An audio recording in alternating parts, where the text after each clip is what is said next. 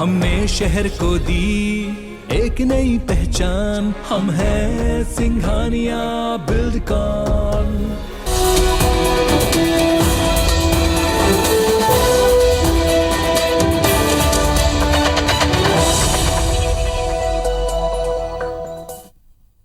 नमस्कार, मैं हूं आकांक्षा और आप देख रहे हैं IBC 24। रात 10 बजे के इस बुलेटिन में आप सभी का स्वागत है। शुरुआत करेंगे इस बुलेटिन की बड़ी खबर के साथ। गांधीनगर से मिल रही है, अपनी मां से मुलाकात की है प्रधानमंत्री नरेंद्र मोदी ने। 2 साल बाद अपनी मां से प्रधानमंत्री नरेंद्र मोदी ने मुलाकात की। अपनी मां के साथ उन्होंने खाना खाया। आपको बता दें, 2 दिनों के गुजरात दौरे पर है प्रधानमंत्री नरेंद्र मोदी।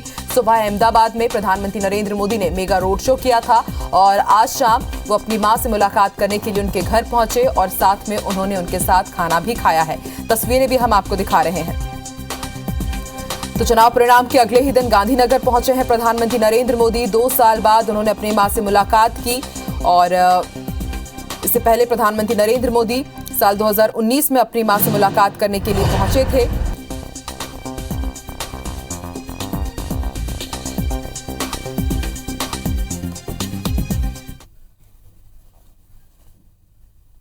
बढ़ते हैं आगे, बात करेंगे कुछ दूसरी खबरों की। छत्तीसगढ़ विधानसभा में बजट पर चर्चा के दौरान सत्ता पक्ष और विपक्ष के बीच कई मुद्दों पर आरोप लगाने की दौर देखा गया। विपक्ष ने सरकार को जहां विकास और कर्ज लेने के मुद्दे पर घेरा, तो वहीं मुख्यमंत्री भूपेश बघेल ने विपक्ष को हर हमले का करारा जवाब दिया। सदन में कई मुद्दों को लेकर विपक्ष ने हंगामा भी किया। देखिए रिपोर्ट।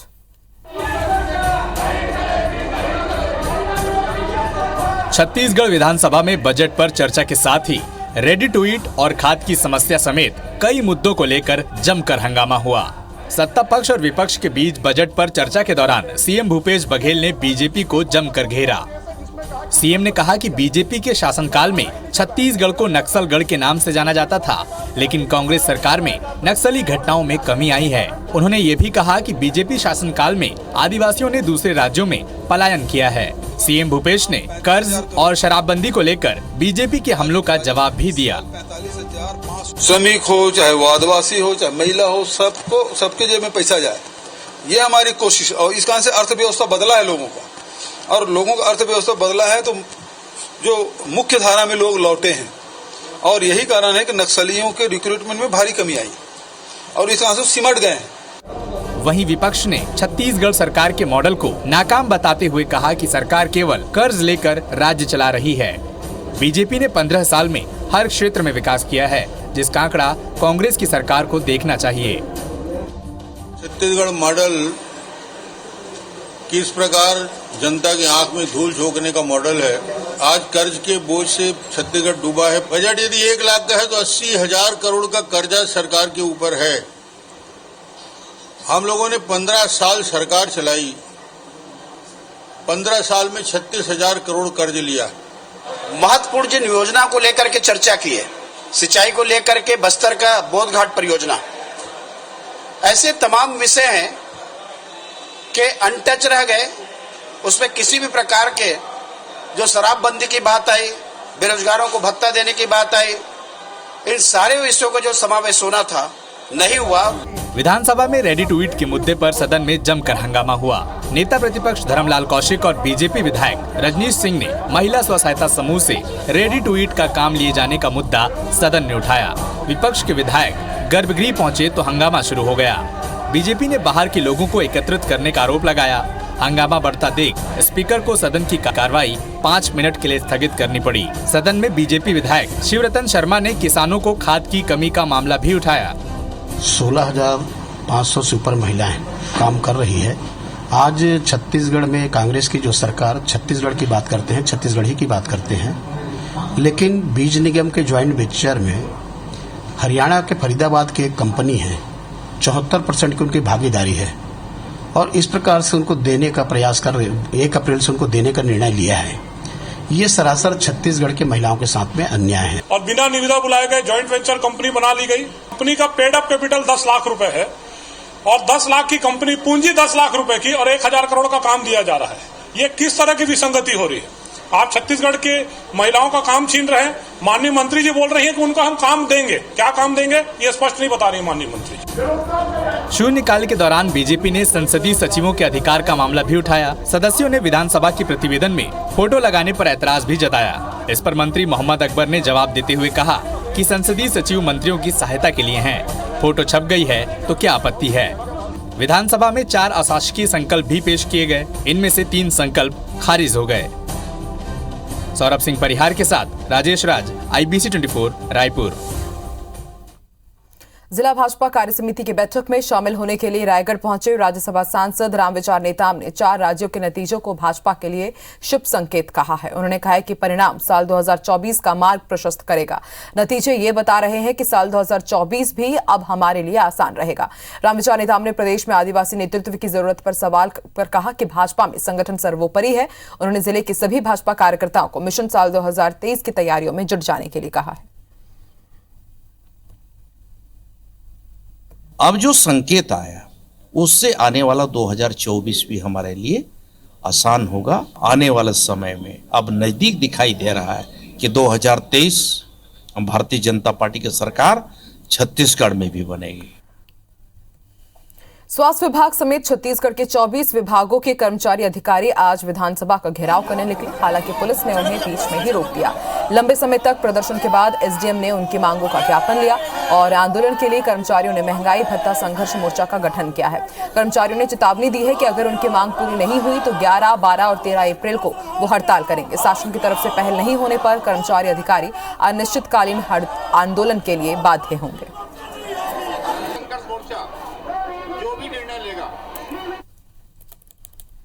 आज हम लोग कर्मचारी अधिकारी संघर्ष मोर्चा के बैनर के तले 2 सूत्री मांग को लेकर यहाँ धरना प्रदर्शन कर रहे हैं और 3 बजे माननीय मुख्यमंत्री के नाम से ज्ञापन सौंपेंगे। आज के चिकित्सकगण, चिकित्सा अधिकारीगण जो कि प्रदेश भर में इस आंदोलन में जरूरत पड़ने पर शामिल भी होंगे और साथ देंगे पूर्णतया, क्योंकि हमारा भी मांग है कि डीए हमको भी प्राप्त होना चाहिए। HRA जो वगैरह नहीं दिए रहे हैं वो भी होना चाहिए। दी है और हम उम्मीद करते हैं कि इस विधानसभा सत्र में माननीय मुख्यमंत्री जी जो हमारी 2 सूत्री मांग है 14% महंगाई भत्ता और गृह भत्ता भत्ते को रिवाइज करने की, उसकी जरूर घोषणा करेंगे। यदि घोषणा नहीं हुई तो हमारा तयशुदा कार्यक्रम 11 अप्रैल से 13 अप्रैल सामूहिक अवकाश पे हम लोग रहेंगे। और अब बात सागर की। सागर के गढ़ाकोटा में केंद्रीय मंत्री ज्योतिरादित्य सिंधिया 3 दिवसीय ऐतिहासिक रहस्य मेले में शामिल हुए। उनके साथ कैबिनेट मंत्री गोविंद राजपूत, तुलसी सिलावट, प्रभुराम चौधरी और अरविंद भदौरिया भी मौजूद रहे। केंद्रीय मंत्री सिंधिया ने जनसभा को भी संबोधित किया।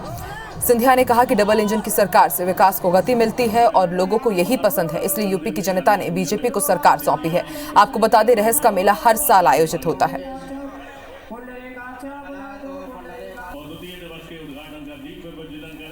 डबल इंजन की सरकार राज्य में और केंद्र में, यही लोगों की ख्वाहिश है, लोगों की पसंद है। प्रधानमंत्री जी नरेंद्र मोदी जी के नेतृत्व में, क्योंकि दोनों सरकारें विकासशील हैं, प्रगतिशील हैं, जनता की आशा और अभिलाषाओं पर खड़े उतरने के लिए पूर्ण रूप से समर्पित हैं। करीब 500 किलोमीटर लंबे किसान कांग्रेस की पदयात्रा का आज भोपाल में समापन किया गया। किसानों की समस्याओं को लेकर इस यात्रा की शुरुआत भिंड से हुई थी। भोपाल में इस दौरान किसान कांग्रेस ने राज्यपाल मंगूभाई पटेल को 21 सूत्रीय मांगों को लेकर ज्ञापन भी सौंपा। किसानों ने जिला कांग्रेस कार्यालय के बाहर विरोध प्रदर्शन भी किया। किसान कांग्रेस ने चेतावनी दी है कि अगर जल्द मांगों का निराकरण नहीं किया गया तो भोपाल में प्रदेश स्तरीय आंदोलन किया जाएगा। किसान कांग्रेस के प्रदेशाध्यक्ष दिनेश गुर्जर ने बताया कि प्रदेश में किसानों की हालत लगातार खराब होती जा रही है। भिंड जिले समेत पूरे प्रदेश में किसानों को बिजली बिल के नाम पर लूटा जा रहा है। ना तो खाद समय पर मिल रहा है और ना ही बीज दिया जा रहा है। ओलावृष्टि से बर्बाद फसलों का भी उचित मुआवजा सरकार ने किसानों को नहीं दिया है। 500 किलोमीटर की यात्रा, पद यात्रा कर गांव मिलकर आज भोपाल में आकर महामहिम राज्यपाल महोदय को अपनी भावनाओं से अवगत कराया और 21 सूत्री जो मांगे थी उनको लेकर उनको ज्ञापन दिया है। राज्यपाल महोदय ने कहा है कि हम मुख्यमंत्री जी को इस संबंध में अवगत कराएंगे और निर्देश देंगे। मध्य प्रदेश के किसानों के लिए अच्छे दिन आ गए हैं। दरअसल राज्य में गेहूं, सरसों, मसूर, सोयाबीन, धनिया समेत दूसरी फसलों के दाम में उछाल आया है। इसे लेकर अब किसानों की फसलों को व्यापारी सरकार की तय कीमत यानी कि एमएसपी से ज्यादा भाव पर खरीद रहे हैं। मध्य प्रदेश में अलग अलग फसलों के भाव को देखें तो गेहूं की एमएसपी दर 2015 रुपए है और बाजार में 2300। सरसों की एमएसपी 5,050 है और बाजार में 5,500। धनिया की एमएसपी 4,090 है और बाजार में 10,700 रुपए प्रति क्विंटल में बिक रही है, जिससे किसान खुश हैं। बताया जा रहा है कि रूस और यूक्रेन युद्ध की वजह से इन दोनों देशों से गेहूं की निर्यात होना मुश्किल है। ऐसे में भारत समेत दूसरे देशों में अब निर्यात बढ़ने का अनुमान है। कृषि और प्रसंस्कृत खाद्य उत्पाद निर्यात विकास प्राधिकरण यानी कि एपीडा के आंकड़ों के मुताबिक अब तक भारत से 60 लाख टन गेहूं का निर्यात किया जा चुका है, जो पिछले साल मात्र 13 लाख टन था। वहीं बीजेपी इसका श्रेय केंद्र और राज्य सरकार को दे रही है, तो कांग्रेस का मानना है कि किसानों को ही वास्तविक फायदा मिलना चाहिए।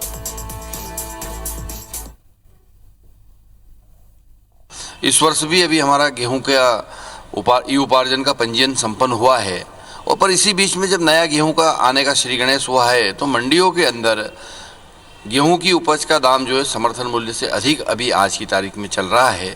मैं समझता हूं कि ये किसानों के लिए अच्छी बात है, खुशी की बात है। मगर जहां तक गेहूं का ताल्लुक है उसमें किसानों को लाभ हो वहाँ तक तो ठीक है, मगर इससे मुनाफाखोरी भी बढ़ेगी।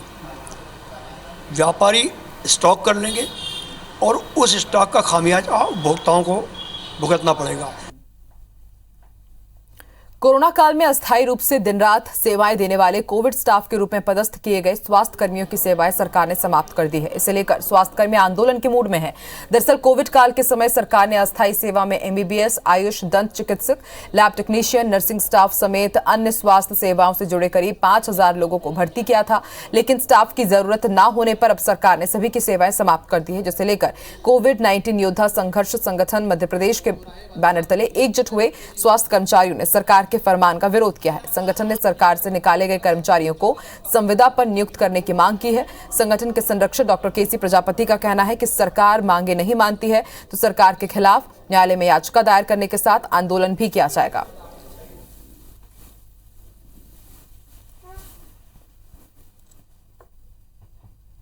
मध्य प्रदेश में असिस्टेंट प्रोफेसर्स की भर्ती में दिव्यांग उम्मीदवारों को आरक्षण का बेनिफिट न देने पर हाईकोर्ट ने नाराजगी जताते हुए जबलपुर हाईकोर्ट ने सुनवाई के दौरान अपने पूर्व आदेश का पालन न होने पर उच्च शिक्षा विभाग के अधिकारियों को फटकार लगाई है। हाईकोर्ट ने प्रदेश के उच्च शिक्षा विभाग के प्रमुख सचिव को निर्देश दिया है कि वो दिव्यांग उम्मीदवारों को आरक्षण देने का आदेश का पालन नहीं करते हैं तो उन पर कड़ी कार्रवाई की जाएगी।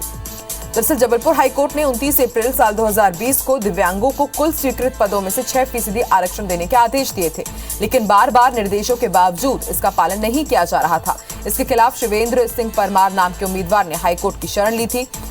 याचिका में कहा गया था कि उच्च शिक्षा विभाग ने 3,550 पदों पर भर्ती का विज्ञापन जारी किया था, लेकिन इसमें दिव्यांगों को 6% आरक्षण नहीं दिया गया।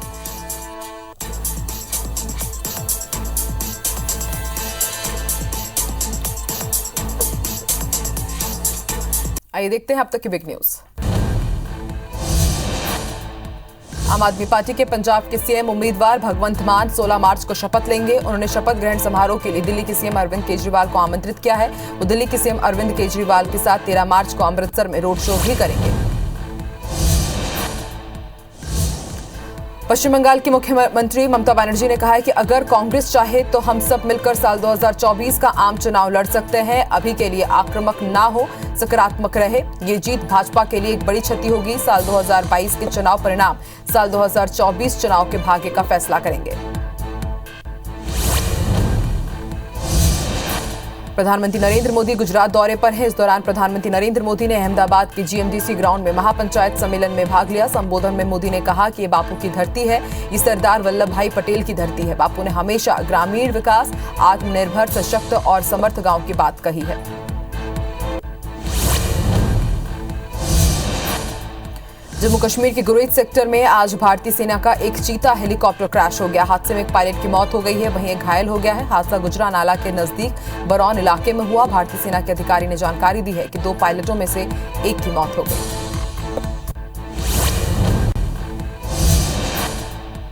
भारत और चीन के बीच आज कोर कमांडर स्तर की बातचीत भारत के चुशूल मोल्दो मीटिंग पॉइंट पर चल रही है। बैठक सुबह 10 बजे से शुरू हुई थी। जून साल 2020 में गलवान घाटी में दोनों देशों की सेनाओं के बीच झड़प हुई थी, जिसके बाद दोनों देश के सैन्य अधिकारी तनाव कम करने के लिए लगातार बैठकें कर रहे हैं।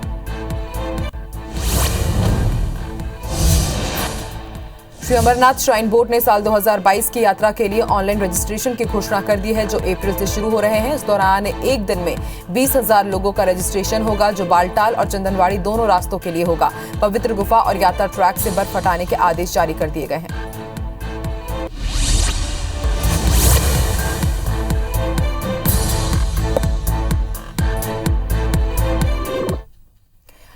बिलासपुर हाईकोर्ट ने बहुचर्चित मिक्की मेहता हत्याकांड में आईपीएस मुकेश गुप्ता सहित अन्य लोगों को नोटिस जारी कर 3 सप्ताह के भीतर जवाब मांगा है।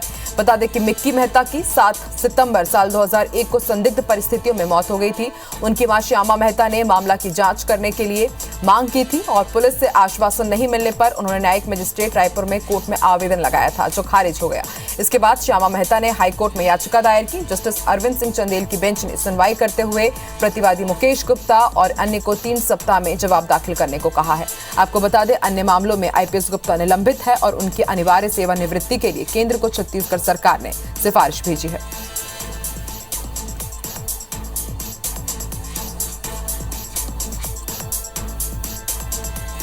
बीजापुर के कैका और मोसला के जंगलों में पुलिस और नक्सलियों के बीच आज मुठभेड़ हुई, जिसमें 3 लाख का इनामी नक्सली ढेर हुआ है। इनामी नक्सली Ritesh Punem national park area committee सदस्य और सेंड्रा एलओसी डिप्टी कमांडर था। बीजापुर में चलाए जा रहे अभियान के तहत जवानों का संयुक्त बल कैका मोसला कडेर की ओर रवाना हुआ था।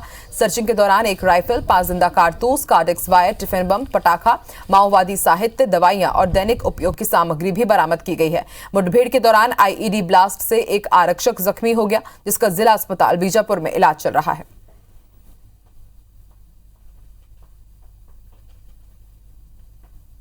जंगलों के बीच पुलिस और नक्सलियों के बीच मुठभेड़ हुई। इस मुठभेड़ में रितेश पुनेम नाम का एक नक्सली मारा गया।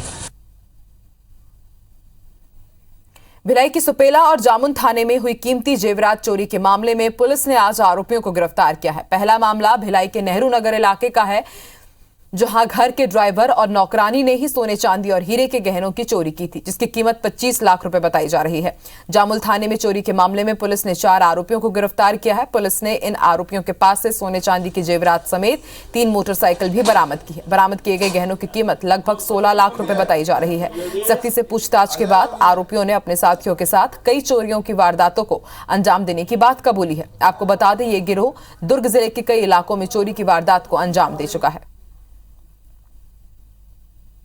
लगभग 25 लाख का ज्वेलरी रिकवरी किया है, जिसमें 15 से 20 लाख तो सिर्फ हीरे हैं और 2 आरोपी हैं पति पत्नी, जो वहाँ नौकरी करते थे उनके घर में।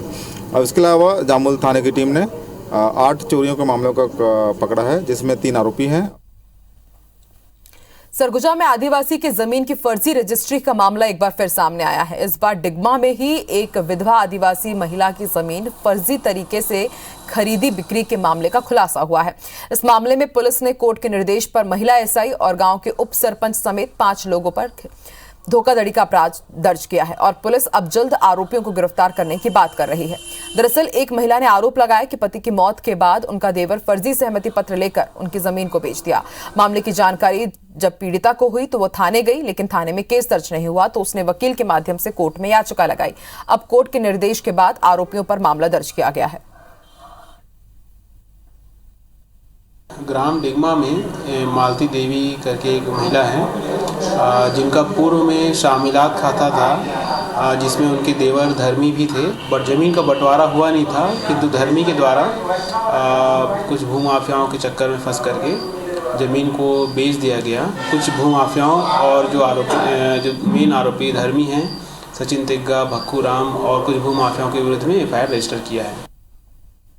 रायपुर नगर निगम ने बार-बार चेतावनी के बाद भी सालों से रायपुर नगर निगम का टैक्स जमा नहीं करने वाले 4 बड़े बकायादारों के संस्थानों को आज सील कर दिया। नगर निगम ने जानकारी के अनुसार नगर निगम के जोन 3 के तहत आने वाले शंकर नगर स्थित किशोर मिनी मॉल, कुलवंत सिंह खेरा और जोन 8 राजस्व विभाग के Indian Oil proprietor Ravi Kohli के भवन को सील किया गया है। इन सभी पर 4 लाख रुपए तक का टैक्स बकाया था।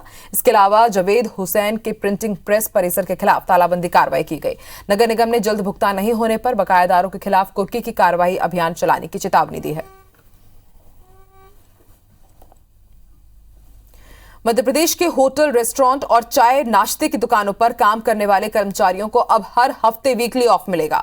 श्रम विभाग ने इसको लेकर आदेश जारी किया है। जारी आदेश के मुताबिक किसी भी कर्मचारी को एक हफ्ते में 48 घंटे से ज्यादा काम नहीं कराया जाएगा।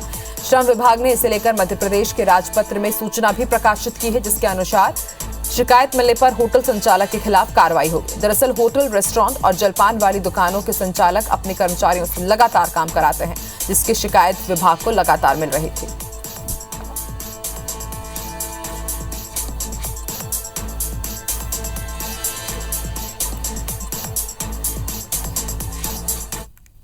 जबलपुर की जनता को शनिवार से एक बार फिर 2 दिनों तक पानी की समस्या से जूझना पड़ेगा। 12 और 13 मार्च को आधे शहर में पानी की सप्लाई नहीं होगी।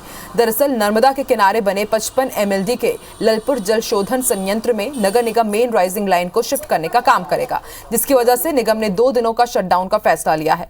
इस वजह से करीब आधे शहर में शाम और सुबह को होने वाले पानी की सप्लाई नहीं हो सकेगी। बता दें कि करीब 23 वार्डों के लोगों को पानी की समस्या से जूझना पड़ेगा। ग्वारीघाट, भीमनगर, गुप्तेश्वर, हाथीताल, मदारछल्ला, सिद्ध बाबा, दंगल मैदान, सिविल लाइन, पोलीपाथर, बेलबा, गोरखपुर जैसे करीब दर्जन भर इलाके इससे प्रभावित रहेंगे। मध्य प्रदेश टूरिज्म और संस्कृति विभाग के संगीत समारोह के 5वें संस्करण का भव्य आयोजन कल से किया जा रहा है, जो 15 मार्च तक चलेगा।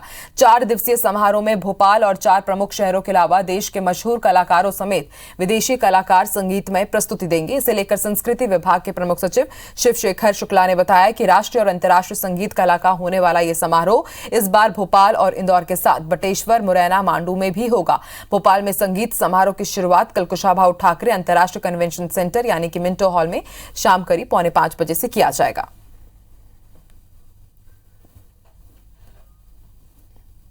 और इसी के साथ रात 10 बजे के इस बुलेटिन में फिलहाल इतना ही। आप देखते रहिए IBC 24। नमस्कार।